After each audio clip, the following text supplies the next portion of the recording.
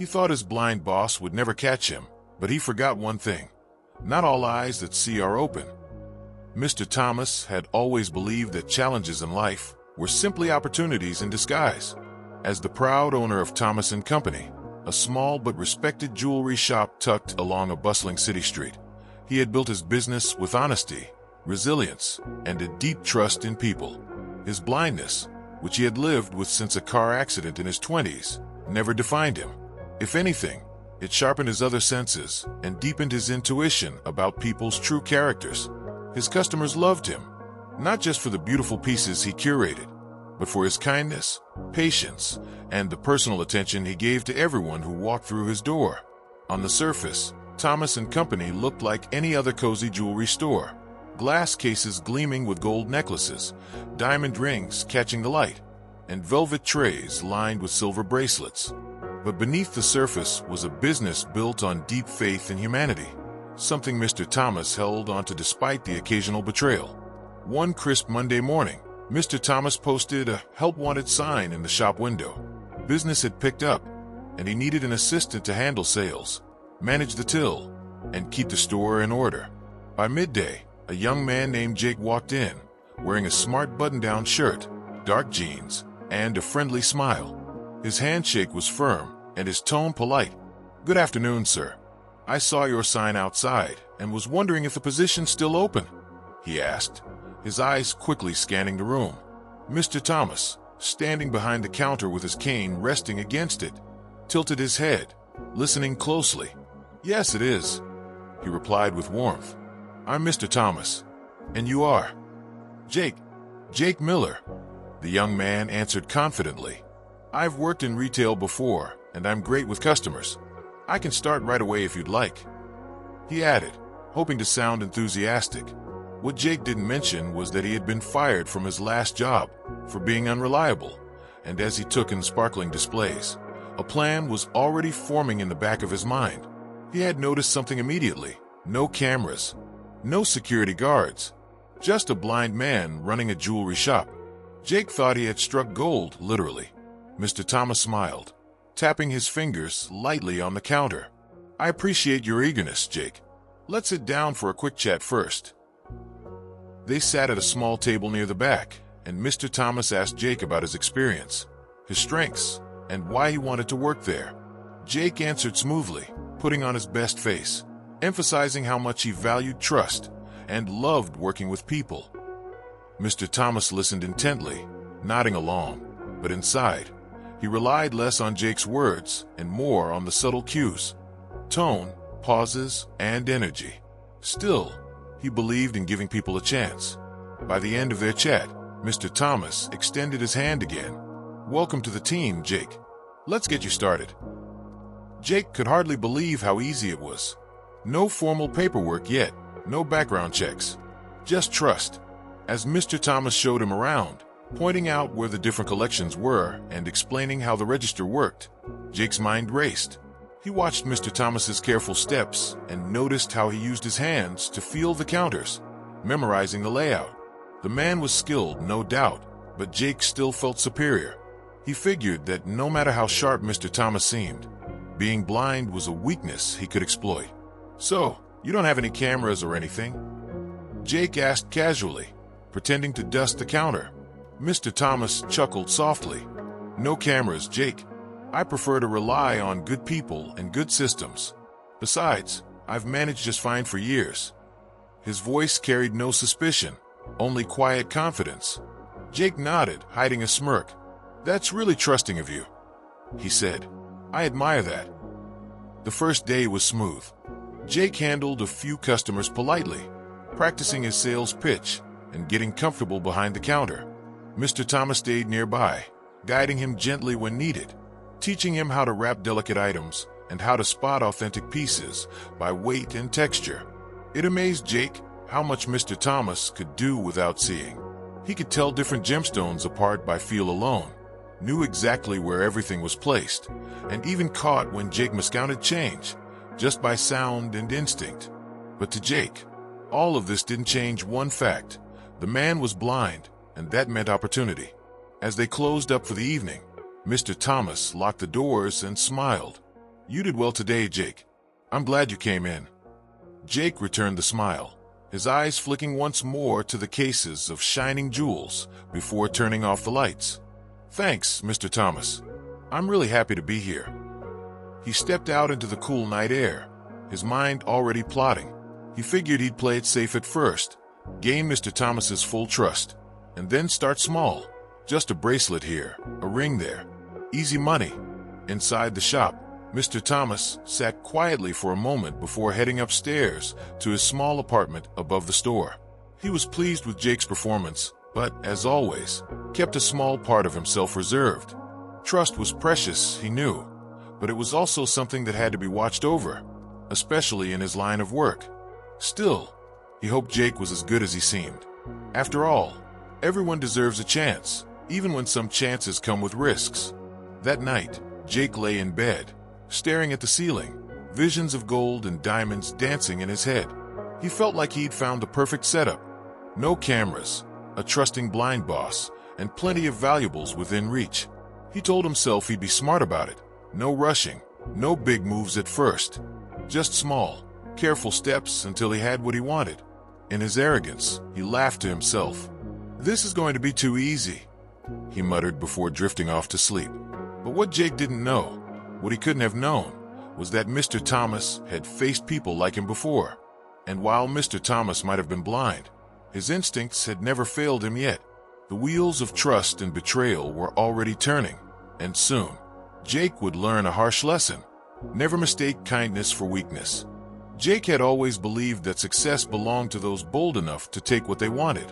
And now, working at Thomas & Company, that belief burned brighter than ever. The jewelry shop had become more than just a job to him. It was an open vault.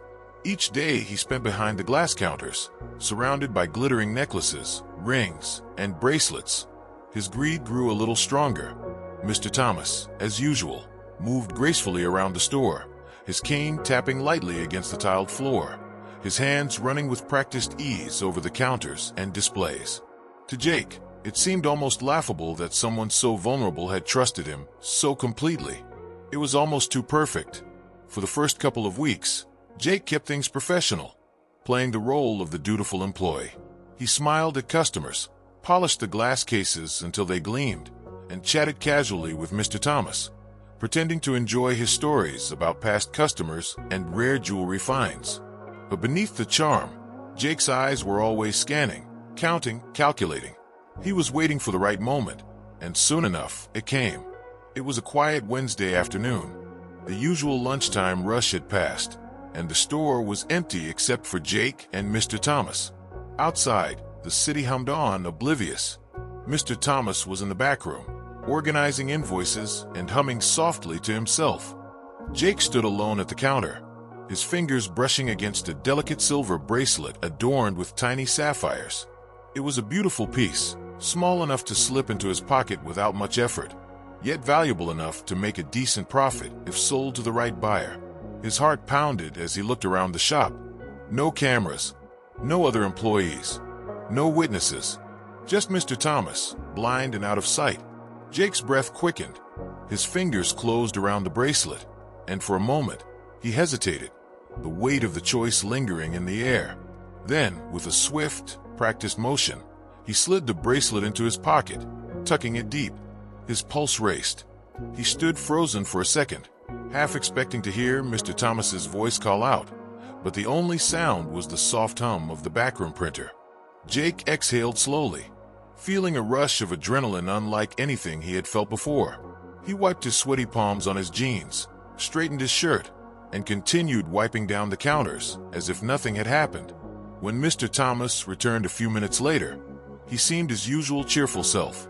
"Thanks for holding down the fort, Jake," he said with a smile, his cane tapping the floor rhythmically. Jake returned the smile, trying to act casual even though his heart was still thudding in his chest. "No problem at all, Mr. Thomas." "Quiet afternoon, huh?" he replied, keeping his tone light. "Yes, indeed," Mr. Thomas said thoughtfully, tilting his head slightly. He paused, almost as if sensing something, then moved toward the counter. His fingers grazed the display where the bracelet had been just minutes earlier. His brow furrowed ever so slightly, but he said nothing, only continuing his routine. Jake noticed the pause, but convinced himself it was just a coincidence. Blind or not, he'll never figure it out, Jake thought smugly. That night, Jake couldn't sleep.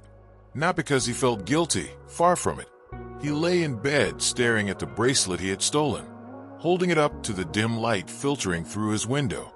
It sparkled brilliantly, each sapphire catching the glow just right. Jake grinned, imagining how much money he could make from selling it.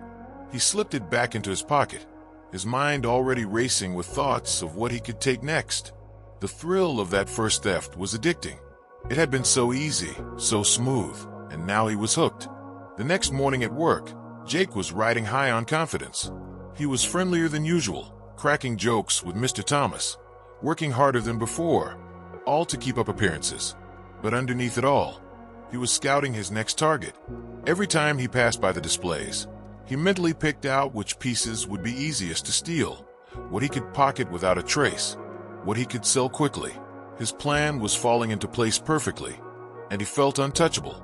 But what Jake didn't know was that Mr. Thomas, despite his blindness, had noticed a shift.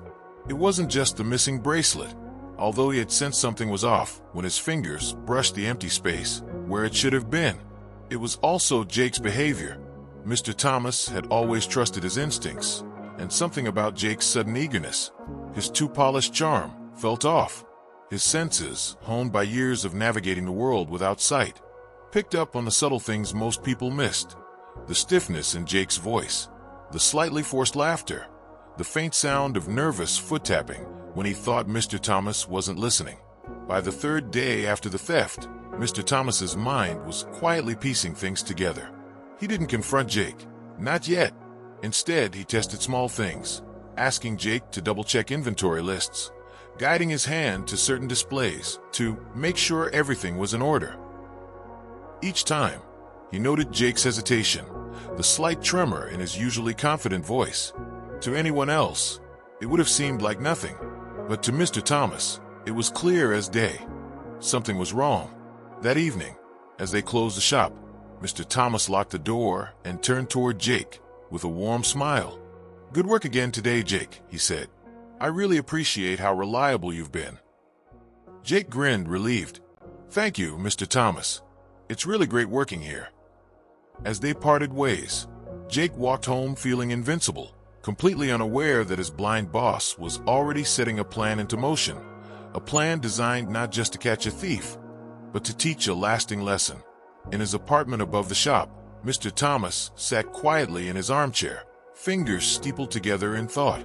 His mind was calm, but his heart was heavy. Trust was something he valued deeply, and betrayal, though not unfamiliar to him, always stung. But he knew better than to act in anger. Instead, he would be patient. He would be precise. Because while he may not have seen Jake pocket that bracelet, he had seen enough in his lifetime to know exactly what was going on. And soon, Jake would learn a truth he could never have imagined. Some people don't need eyes to see right through you. Mr. Thomas had built his life on trust. Trust in his instincts, trust in his friends, and trust in the people he allowed into his world. But now that trust was cracked. For days after he first sensed something was wrong, the thought gnawed at him quietly. His calm demeanor at the shop remained unchanged, but in his private hours, he wrestled with the uneasy truth. Jake, the young man he had welcomed with open arms, was not who he seemed to be. Still, Thomas was a man of reason. Blindness had taught him patience and precision. Accusations without proof were dangerous, and he had no intention of confronting Jake unless he was absolutely sure. But his instincts, those sharp, well-honed instincts, told him he was right. He needed help, and there was only one person he trusted enough to confide in. One evening, after closing the shop, Thomas made his way to a nearby cafe where his oldest friend, Maria, was waiting. Maria had been his confidant for over 20 years, a sharp-eyed, fiercely loyal woman who had stood by him through countless challenges. She knew him better than almost anyone. As they sat in their usual corner booth, Thomas stirred his coffee thoughtfully, then leaned in slightly. "Maria," he began, his voice low but steady, "I need to tell you something that's been troubling me." Maria's eyes narrowed with concern. "What is it, Thomas?" He sighed. fingers tracing the rim of his cup. "It's Jake. I believe he's stealing from me." Maria's brows shot up. "Jake, but you just hired him." He seemed so polite. Thomas nodded. "Yes, he plays the part well. But I can feel it. A missing bracelet, a shift in his tone, his sudden overeagerness. My gut is telling me something's wrong." Maria leaned in, her voice serious. "Do you have any proof?" "That's the problem," Thomas replied. "Not yet, but I'm going to get it." Maria studied her friend's calm face, seeing the quiet determination there. "What's your plan?" Thomas gave a small smile. "I'm going to set a trap." The next morning, Thomas rose early, determined to put his plan into action. Before opening the shop, he spent time rearranging the displays with meticulous care. His fingers moved deftly over each item, ensuring that every bracelet, necklace, and ring was placed exactly where it should be. But among the glittering pieces, he set a special trap. A few select items, tiny but valuable, were marked with a nearly invisible thread of wax string, something only he would recognize by touch. He arranged these bait pieces in spots that would be easy for a thief to grab. He also made subtle changes to the layout of the cases, tiny shifts in the angles of displays that only he would notice if disturbed. It was a game of quiet precision, and Thomas was ready to play. When Jake arrived for work, cheerful as ever, Thomas greeted him warmly. "Morning, Jake. Hope you're ready for another busy day." "Of course, Mr. Thomas." Jake replied with a bright smile, masking the flicker of greed that always stirred when he looked around at the treasure trove of jewels. They worked side by side for a few hours, customers coming and going, business running smoothly. Jake was his usual helpful self, offering to handle sales and chatting easily with visitors. But behind the mask, his eyes kept darting to the display cases. He noticed that some of the jewelry seemed particularly accessible today. His pulse quickened. It was like the shop was offering itself up to him, and he wondered if fate was simply on his side.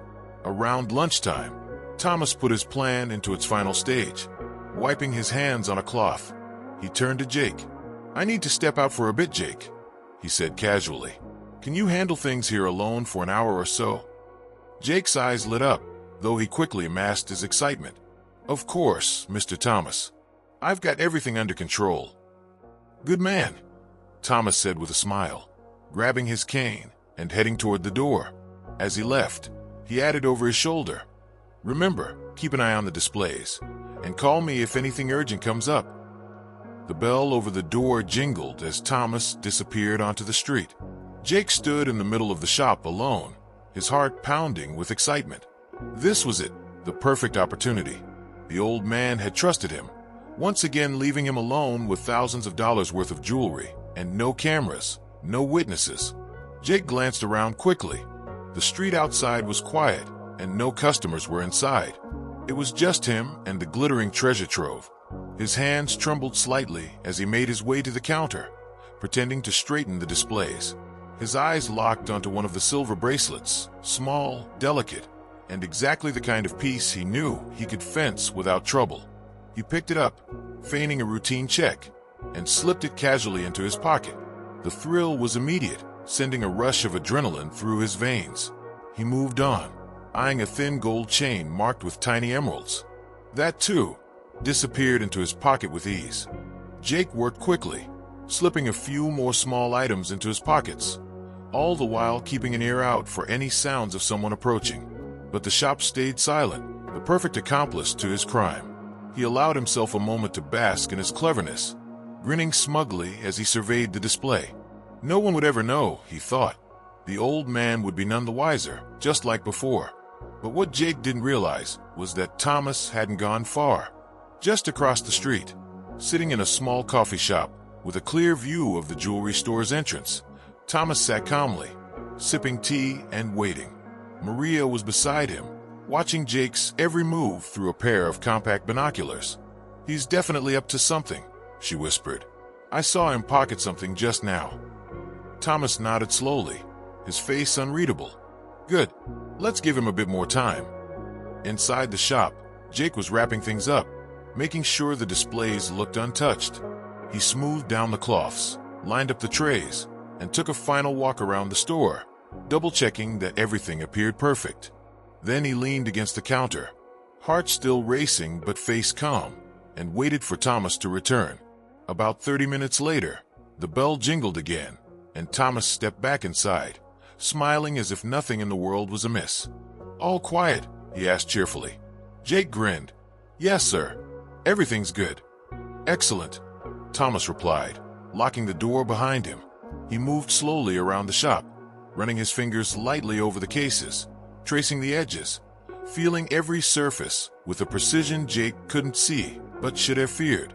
There was a long pause, a kind of charged silence, before Thomas turned back toward Jake, his smile warm but his eyes, though sightless, piercing in a way that made Jake's skin prickle. "Thank you for holding down the fort, Jake," Thomas said softly. "I trust everything's exactly where it should be." Jake's smile faltered for just a second, but he caught himself. "Of course, Mr. Thomas. Always." Thomas nodded slowly, his hand brushing one of the display cases. His fingers found the faint mark of the wax string, and he knew instantly. The bait was gone, and now the trap was set. Jake's heart raced with anticipation as he eyed the gleaming diamond ring that sat carelessly on the glass counter, its brilliance too tempting to ignore. The shop was quiet, the only sound coming from the old ceiling fan that lazily spun above him. Earlier that morning, Mr. Thomas had casually mentioned he needed to run some errands and would be out for a while, leaving Jake alone in the store, a golden opportunity Jake thought was too good to pass up. Jake had waited, pacing and pretending to clean the shelves, biding his time until he was sure no one would return soon. The shop seemed completely empty, and with a quick glance at the door to confirm he was alone, Jake's hand moved swiftly. He grabbed the ring and slipped it into his pocket with the ease of someone who had done this before. His lips curled into a smug smile. This would be another easy win. But as he turned around, heading for the exit, the air seemed to shift, heavy with tension, and his smile faltered. Standing there, blocking the doorway, was Mr. Thomas, and beside him Maria, her arms crossed and her eyes cold and accusing. For a long, frozen second, none of them spoke. Jake's face drained of color as his eyes darted between them, his mind scrambling for an excuse, for a way out of what was suddenly a nightmare. Mr. Thomas's expression was calm, but there was a hardness in his eyes Jake had never seen before. It was the look of a man who had seen the truth and was ready to confront it. "I never left, Jake," Mr. Thomas said evenly, his voice cutting through the silence. "I watched everything." Jake's mouth opened and closed as he tried to think of anything to say. I don't know what you mean," he stammered, taking an instinctive step back toward the counter, his hand brushing his pocket as if that would somehow hide the evidence. "I was just tidying up like you asked." Maria let out a sharp laugh, shaking her head in disbelief. "Tidying up? With a diamond ring in your pocket?" Jake's face twisted in desperation. "No, I swear, I didn't take anything. Maybe someone else, maybe a customer, must have dropped it, and I was going to put it back."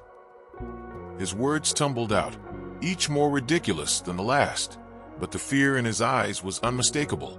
Mr. Thomas didn't raise his voice. Instead, he stepped forward slowly, his eyes never leaving Jake's. "I knew something was wrong," he said, his voice low but firm. "For weeks now, things have gone missing. Small at first, coins from the till, a bracelet here, a ring there. At first, I thought it was my own carelessness, but then I noticed the patterns. Every time you were alone, something disappeared.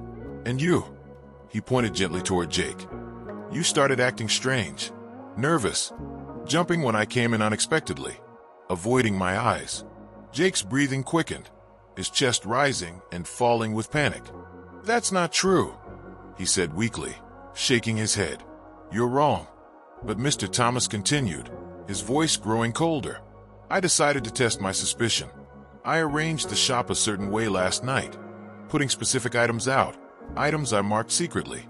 I placed that ring right there, knowing it would be too tempting for you to resist. And then I told you I was leaving, but I never did. Maria and I stayed nearby, watching through the window." Maria nodded, her eyes blazing with anger. "We saw everything, Jake.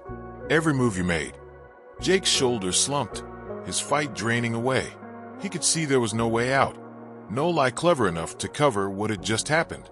But in a final, pathetic attempt, he pulled the ring from his pocket and tried to set it back on the counter, his hands shaking. "Look, it's here. Nothing's missing. See, I was just—" "Stop," Mr. Thomas said sharply, his patience snapping. "It's over, Jake." The weight of those words hit Jake like a hammer. He stood there, silent and defeated, staring at the ring in his hand. Mr. Thomas stepped forward and took the ring, holding it up so Jake could see the tiny, almost invisible mark etched into the band. A mark Jake had never noticed, but that now sealed his guilt without question. "This mark," Mr. Thomas said, his voice heavy with disappointment, "proves everything. You can't lie your way out of this." Jake's eyes filled with tears, a mixture of shame, fear, and regret swirling inside him. "Please," he whispered, his voice barely audible. "I'm sorry. I messed up. I don't know why I did it." Mr. Thomas sighed deeply, the hurt clear in his eyes. "I trusted you," he said quietly. "I gave you a chance, treated you like family. And this is how you repay me." Maria shook her head, her expression still hard. "You're lucky we're even talking to you right now instead of calling the police." Jake crumpled into a chair, his head in his hands, the reality of what he'd done crashing down on him. The silence in the room was suffocating, broken only by the occasional creak of the floorboards as Mr. Thomas paced slowly, his mind working through what needed to happen next. Finally, he turned to Maria and spoke in a low voice. "We need to decide what to do now," he said, though his eyes never left Jake, who looked up miserably. "Please," Jake begged, "don't call the police. I'll do anything to make it right." Mr. Thomas studied him for a long moment, the weight of betrayal heavy on his heart. He had hoped it wouldn't come to this, but the truth was undeniable. His trust had been shattered, and no apology could change what had happened. "You need to leave," Mr. Thomas said at last, his voice cold and final. "Now, before I change my mind." Jake looked like he wanted to protest, but the look in Mr. Thomas's eyes silenced him. Slowly, he stood, his legs shaking beneath him, and stumbled toward the door. As he reached it, he paused, glancing back one last time, his face a mask of regret. "I'm sorry," he whispered again. But Mr. Thomas didn't reply. He simply turned away, focusing his gaze on the shop he had worked so hard to build, now tainted by betrayal but still standing strong. Maria placed a comforting hand on his shoulder, and together they watched as Jake disappeared down the street, leaving behind a silence that felt both like an ending and a new beginning. Outside, the sun was setting, casting long shadows across the quiet street, and inside the shop, Mr. Thomas finally let out a deep breath. The trap had been sprung, the truth revealed, and though his heart was heavy, he knew he had done what was necessary. There would be scars from this betrayal, but there was also relief, a painful but necessary cleansing of deceit from his life. He turned to Maria, who gave him a small, sad smile. "You did the right thing," she said gently. Mr. Thomas nodded, though his eyes were filled with sorrow. "I hope so," he replied. "I really do." And with that, they began the slow process of putting things back in order, knowing that while trust could be broken in an instant, healing and rebuilding would take much longer. Jake's knees buckled as the police car pulled up, its flashing lights casting harsh streaks across the quiet street. He stood there, humiliated, his hands trembling as two officers stepped out, their eyes cold and professional. A small crowd had begun to gather outside the shop, whispering and pointing, their curiosity growing by the second. Jake felt exposed, every ounce of pride stripped away as he realized just how badly he had underestimated Mr. Thomas. He had thought Mr. Thomas's blindness made him weak, easy to deceive, but now, facing the harsh truth, Jake saw that Mr. Thomas's mind was sharper than he had ever imagined. "Please," Jake begged, falling to his knees in front of Mr. Thomas. "I'm sorry. I made a huge mistake. I didn't think. I wasn't thinking. Please don't do this." Mr. Thomas stood tall and steady, his face a mixture of disappointment and quiet strength. His sightless eyes seemed to look straight through Jake, as if seeing into his very soul. He sighed, the weight of betrayal heavy on his shoulders, but his voice remained calm and clear. "Jake," he said slowly, "you didn't just steal a ring. You stole my trust. You looked at me and thought I was blind in every way, that I couldn't see your heart or your intentions. But let me tell you something. It's not the eyes that truly see. It's the mind and the heart. And today, you showed me exactly who you are." Jake sobbed, his face buried in his hands.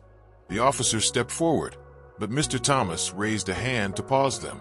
He turned slightly toward the growing crowd, his voice steady and loud enough for everyone to hear. "I want everyone here to understand something," he said. "When someone betrays you, it hurts deeply, but that betrayal reveals a truth you needed to know. Forgiveness is possible, but trust is earned, and once broken, it's not easily put back together." He turned back to Jake, his face hardening. "Actions have consequences. I am calling the police because what you did is a crime, and you must answer for it. But more than that, I hope you learn something from this. I hope you realize that shortcuts and dishonesty will only lead you here, on your knees, humiliated and broken." Jake nodded miserably, his words caught in his throat. The officers handcuffed him gently but firmly, leading him toward the car as the crowd watched in silence. Maria stood close to Mr. Thomas, her hand resting lightly on his arm, her eyes filled with quiet admiration and sadness for what had just unfolded. As the police car pulled away, the crowd began to disperse, leaving Mr. Thomas and Maria alone in front of the shop. The sky was streaked with deep purples and golds as the sun set, casting long shadows across the street. Mr. Thomas took a deep breath, his shoulders sagging slightly now that the ordeal was over. Maria looked up at him, her voice soft but full of pride. "You handled that with so much grace and wisdom. You could have lost your temper, but you chose to teach instead." Mr. Thomas smiled faintly, his blind eyes lifting toward the darkening sky. "Being blind never stopped me from seeing people's true colors," he said quietly. "If anything, it's made me sharper. I may not see faces, but I've learned to listen, to feel, to sense who someone truly is inside." He turned toward Maria, his smile growing a little stronger. "And today proved something else too. This shop, this life we've built, it's stronger than one person's betrayal. We'll move forward. We always do." Maria nodded, her heart swelling with admiration. "You're a symbol to this whole community now. People see your strength, your fairness, your wisdom. They won't forget this." Mr. Thomas sighed, a mix of relief and sadness in his breath. "I don't need to be a symbol," he said. "I just want to run my shop with honesty and keep faith in people, no matter how much they disappoint me sometimes." As they turned and stepped back into the shop, the familiar chime of the doorbell rang out, a soft but powerful reminder that life goes on. Shelves still needed stocking, customers would keep coming, and the heart of the shop, built on trust and sharp instincts, would continue to beat stronger than ever. And outside, as darkness settled over the street, Mr. Thomas's shop glowed warmly, a quiet beacon of resilience and wisdom in a world that sometimes forgets how much strength can live in the unseen.